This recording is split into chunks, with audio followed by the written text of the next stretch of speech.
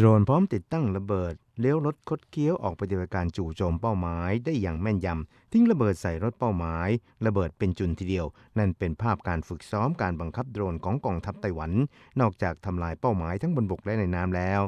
คราวนี้ยังนำเอาโดรนทั่วไปมาดัดแปลงเป็นโดรนที่ใช้ในกองทัพมาจัดแสดงด้วย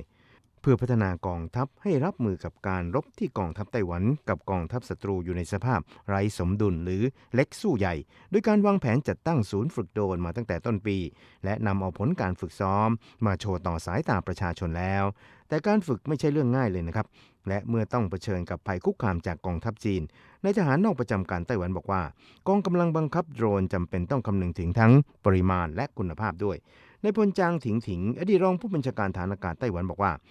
ก่อนที่นายทหารจะจบการฝึกอบรมจะต้องบังคับโดรนให้ได้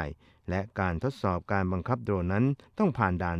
10-20 ด่านทีเดียวหรืออาจมีการจัดการแข่งขันการบังคับโดรนด้วยอาศัยประสบการณ์จากสงครามยูเครนรัสเซียการประยุกต์ใช้โดรนจึงเป็นปมเงื่อนสำคัญของการทำสงครามในลักษณะศัตรูใหญ่เหล่าเล็กหรือสงครามไร้สมดุลการบังคับอย่างคล่องแคล่วทำให้ภารกิจนั้นมีความยืดหยุ่นมากยิ่งขึ้นการนำเอาโดรนทั่วไปมาดัดแปลงใช้ในทางการทหารนั้นนอกจากประหยัดงบประมาณแล้วยังเสริมสมรรถนะในการโจมตีศัตรูได้อย่างมีประสิทธิภาพมากยิ่งขึ้นอีกด้วยนะครับกฤษณัย สายประพาสรายงาน